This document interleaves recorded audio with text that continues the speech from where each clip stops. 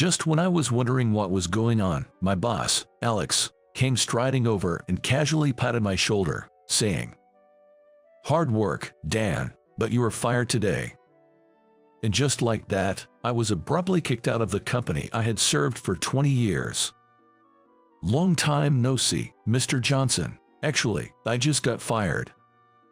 At my words, Mr. Johnson, the president, was momentarily speechless. "What about the patent? If the company doesn't have my patent, it will go bankrupt, but I'm fired, so I'll take my leave. Haha." Huh? At this point, all I could do was laugh, and I heard a baffled voice from Mr. Johnson. "My name is Dan. I'm a 45-year-old office worker. Originally, I worked in a repair shop, but about 20 years ago, I became friends with a guy named Mike at a seminar, and through that connection, I joined the same company as him. I've always loved assembling machines and inventing, so it was a stroke of luck to be placed in the product development department. Mike seemed to be in a decent position in a major corporation, and it was only because of his referral that I could join a company. Normally, with my level of education, I wouldn't even have been able to apply for a job there. Grateful to him, I spent 20 years. I worked relentlessly. I built good relationships with other employees in the product development department, and before I knew it, I became the central figure in development and eventually rose to the position of a manager. Once I was in that role, everyone started coming to me with various consultations, and we began tackling more innovative and large-scale developments. As a result of our unity, several of our products won design awards, and we even created some hit products that represented the company. As long as we had that product series, the company would be secure.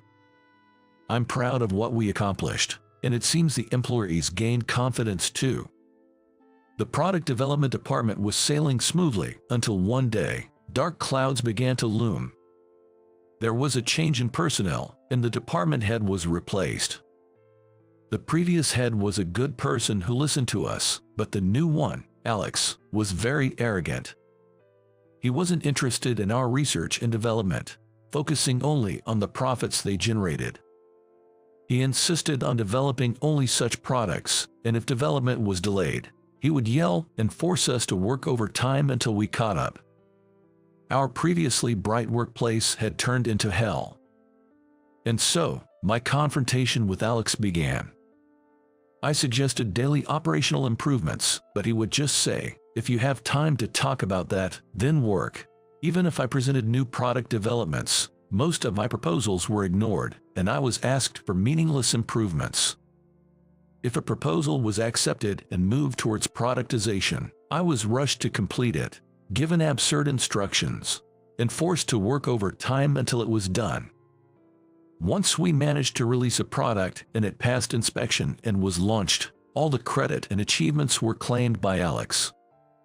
Before I knew it, everything from the authorship of the proposals to the details was rewritten by him. As a result, employee motivation plummeted, and some started leaving the company.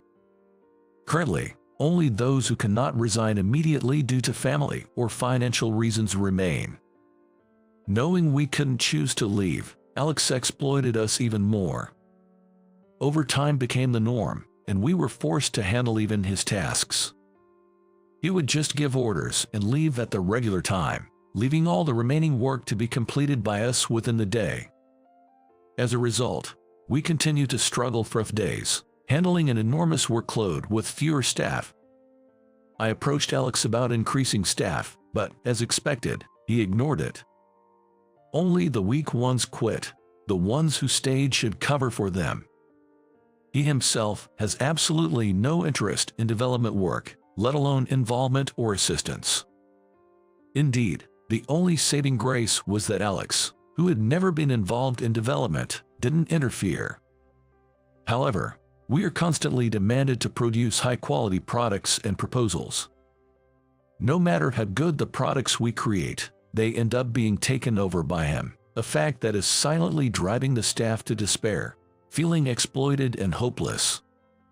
Watching my colleagues become increasingly haggard day by day, I wondered what I should do.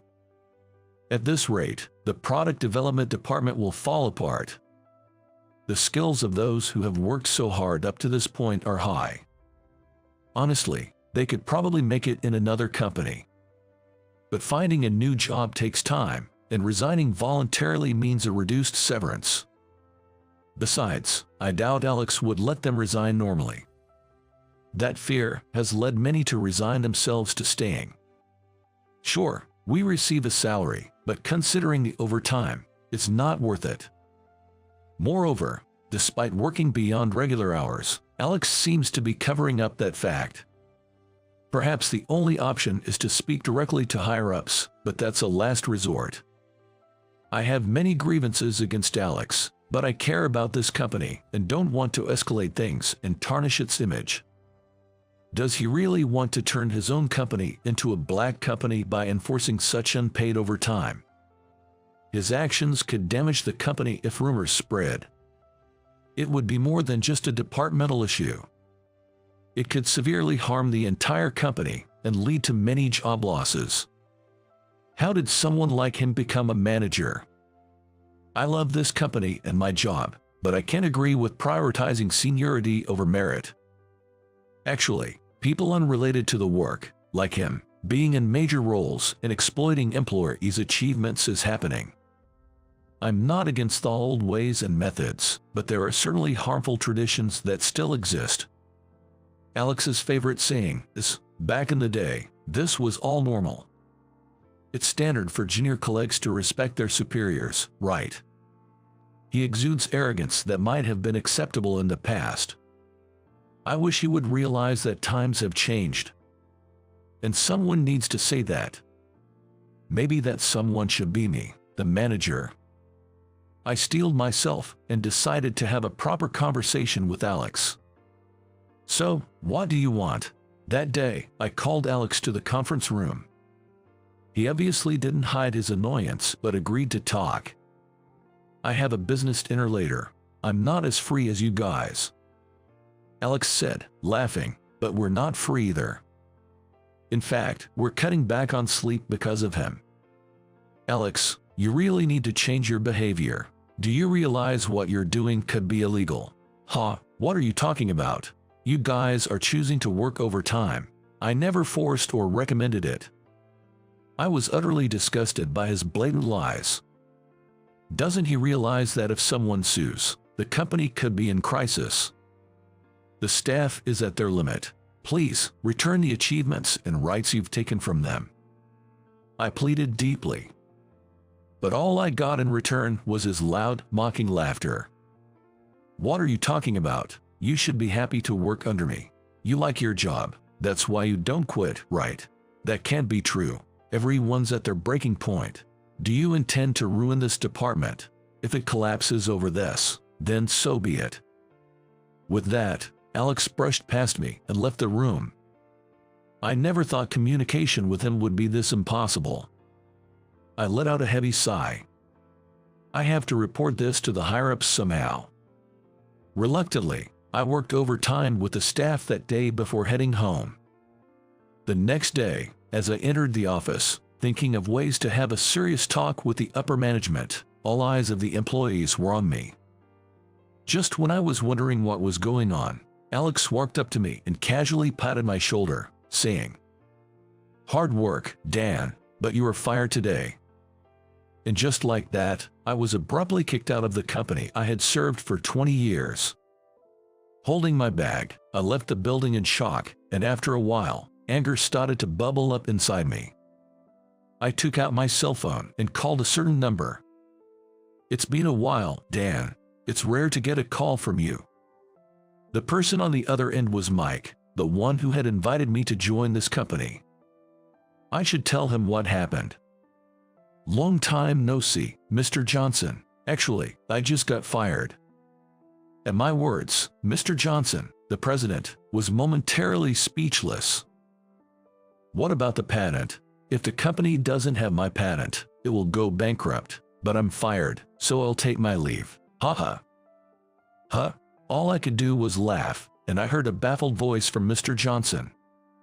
Then, I had to make a beeline back to the company I had just left. Mr. Johnson had called me into his office. "What in the world is going on? Can you explain it to me?" Sitting across from him on the sofa, I took a sip of the coffee he offered.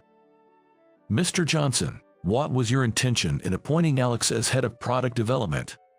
I did approve it, but I thought there wouldn't be any problems. Was it because of seniority?" At my question, Mr. Johnson quietly nodded. "Well, it's a tradition, you know, promoting someone without any issues." Was he really someone without any issues? What exactly happened in the product development department? Mr. Johnson became serious as I questioned him.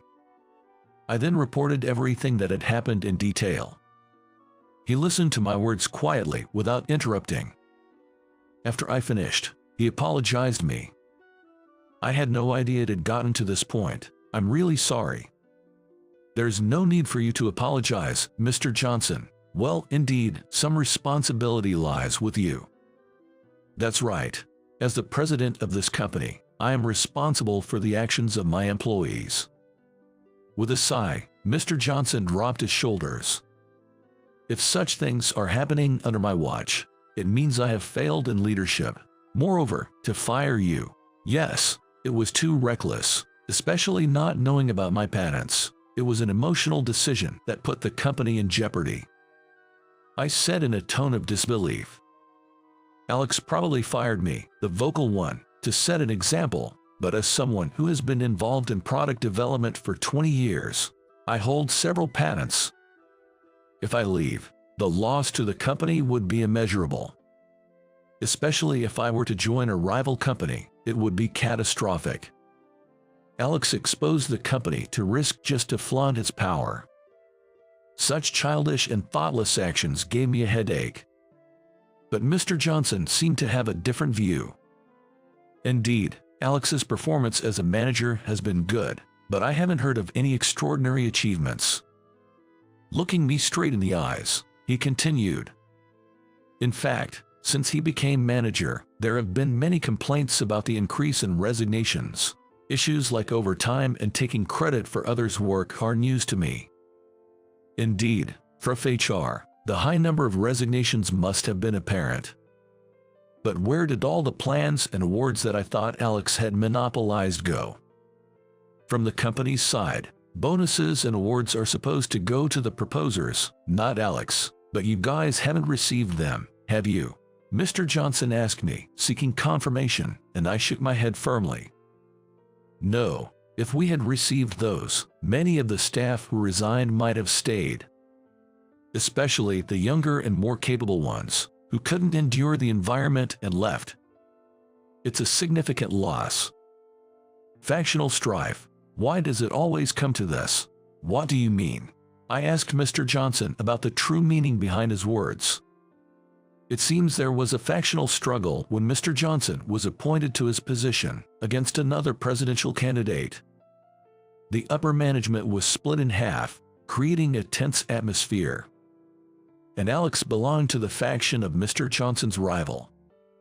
When Mr. Johnson won the struggle and became the CEO, his opponent left the company.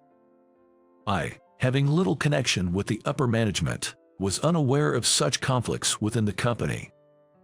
Well, I might have heard rumors but never paid much attention to them, nor was I involved.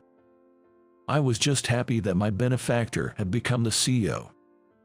Mr. Johnson, you think the factional struggle is still relevant?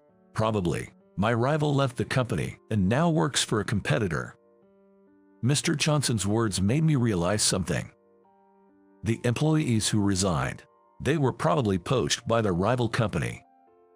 I see. So Alex's tyrannical behavior was for that purpose. So, Alex is connected to the other company. Not just him. There must be several people in significant positions involved, keeping it from reaching my ears. It was odd that such blatant injustice had occurred without any rumors reaching the upper management. Someone was manipulating and hiding the information. They are likely connected with the rival company, trying to bring down ours from the inside. A betrayal of our own company. But why would someone in a managerial position take such actions? Those connected probably have arrangements to be reemployed with good positions at the rival company if ours goes bankrupt. That's terrible. If our company collapses, many will lose their jobs, and even subcontractors will be affected. Yet, such a cunning and cowardly way to destroy a company and ensure only those involved have secure jobs is appalling. They probably wanted you to resign, Dan. You've contributed much more to our company than they anticipated, so they fired you. So, they made up a reason to fire me because I wouldn't resign. Yes, as I said before, you hold the patents. If you leave, it would be a tremendous loss for us. Mr. Johnson continued, frowning. The plan was likely to poach you after you left. I can believe it.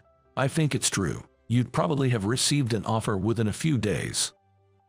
That explains the sudden firing, but it's frustrating to think they expected me to easily sway.